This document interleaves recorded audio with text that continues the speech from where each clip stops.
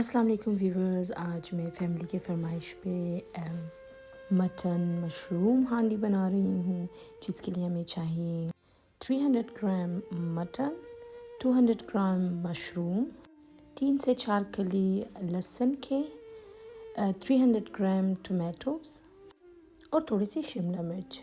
इसको बनाने में सिर्फ 20 मिनट लगते हैं। तो हम एक प्रेशर कुकर में थोड़ा सा तेल ऐड करेंगे, 4 से 5 टेबलस्पून। फिर हम उसमें अपना मटन ऐड करेंगे। इसको अच्छी तरह से मिक्स करेंगे। फिर इसमें थोड़ा सा लहसुन डाल के इसको अच्छी तरह से भूनेंगे।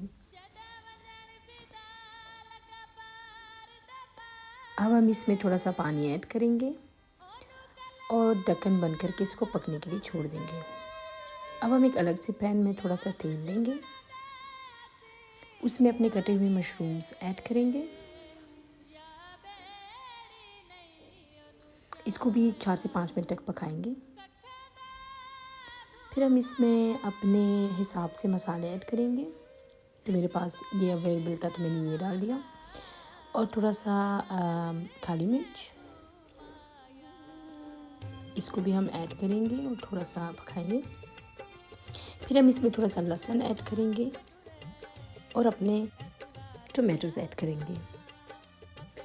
इसको 4 से 5 मिनट तक पकाएंगे। और फिर यहाँ पे इस स्टेज पे हम थोड़ा सा चिली पेस्ट ऐड करेंगे। आपके पास नहीं है तो आप टमाटो पेस्ट ऐड कर सकते हैं।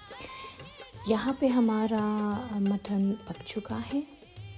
बस मैं वेट कर रही हूँ थोड़ी सी तरी ऊपर आ जाए ताकि मैं इसे टमाटोज़ में ऐड कर सकूँ। यहाँ पर हमारे मशरूम और टमाटोज़ पक चुके हैं। इस स्टेज में हम यहाँ पे मटन ऐड कर देंगे।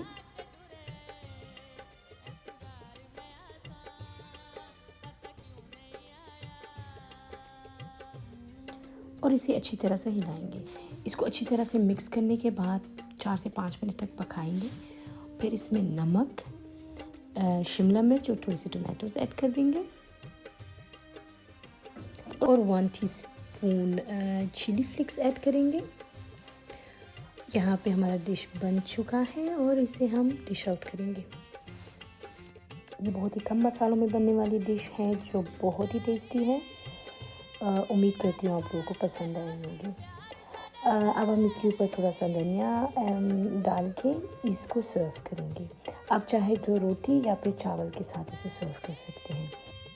अगर आप लोगों को मेरी रेसिपी पसंद आई तो मेरी हौसला अफजाई के लिए प्लीज़ मुझे कमेंट करें और मुझे बताएं कि मैं आपके साथ और भी अपनी रेसिपीज़ शेयर करूं या नहीं।